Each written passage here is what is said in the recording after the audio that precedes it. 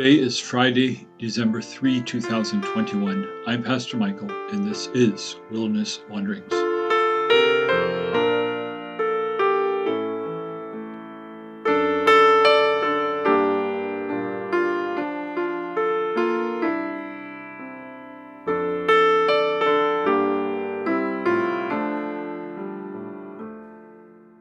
Our text is from Luke 1. Zechariah asked the angel, "How can I be sure of this? I am an old man, and my wife is well along in years." The angel said to him, "I am Gabriel. I stand in the presence of God, and I have been sent to speak to you and to tell you this good news. And now you will be silent and not able to speak until the day this happens, because you did not believe my words, which will come true at their appointed time." Verses 18 to 20. There is something marvelous about how Luke tells the story. Clearly, these are extremely significant events. God sends out his angels to ensure that we understand just how crucial these things are.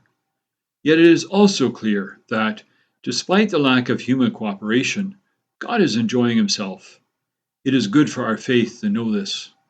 Preachers tend to be hard on doubters like Zechariah and Thomas, but the truth is, many, if not most, of us Christians have found ourselves in a spiritual place like Zechariah's. Let's consider his life for a moment. He and Elizabeth are introduced as righteous, observing the Lord's commands and decrees blamelessly. Let's not be cynical about this description, but read it in light of Psalm 42. "My soul thirsts for God, for the living God. Where can I go to meet with God?" Through the long years of their lives, they had desired to be faithful to God. As a priest, Zechariah would have counseled many in the ways of righteousness and encouraged the faith of many doubters. Often, this couple would have prayed that God fulfill that essential creational and covenantal blessing of human fruitfulness. One can imagine, as so often happens in our own lives, these prayers, once fervent, have become listless. Prayers, once uttered in expectant faith, were now shrouded in doubt.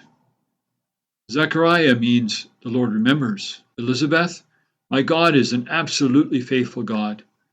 But as month after month went by with always the same disappointment, it was difficult to remember.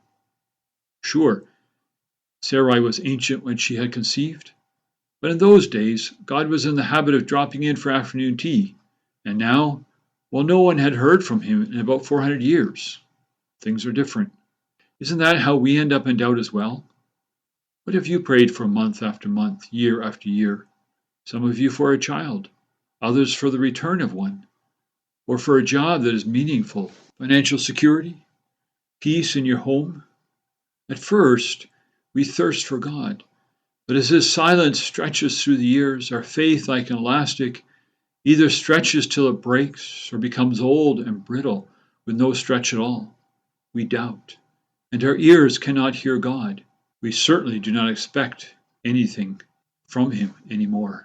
We understand Zechariah, and this is where God gets cheeky. When the old priest says, "I am an old man," the angel replies, "I am Gabriel. I stand in the presence of God. My I trumps your I, old man." And then, and I paraphrase, you appear to need some time to remember that God is faithful. Your voice will be silent, so you can hear God's. Sure, there is rebuke in what Gabriel says, but also humor and irony, and the gospel. Despite Zechariah's doubt, God's plan will carry on. Be silent and think on that. Just be quiet for a while and watch God work. As Advent begins, Gabriel speaks, challenging the cynicism and despair under our mask of piety with the bold assertion that no matter how dry and barren our world or our soul may feel today, salvation is in the works. Zechariah was old and full of doubts, yet God used him. This priest no longer expected a blessing from God, let alone salvation for Israel. With a twinkle in his eye, the Lord says, "Watch me." To those of us who struggle with doubt, Gabriel says, God will have his way, and it will be good and full of joy. As you journey on, go with the blessing of God. May the peace of the Lord Christ go with you, wherever he may send you. May He guide you through the wilderness, protect you through the storm. May He bring you home rejoicing at the wonders He has shown you. May He bring you home rejoicing once again into our doors.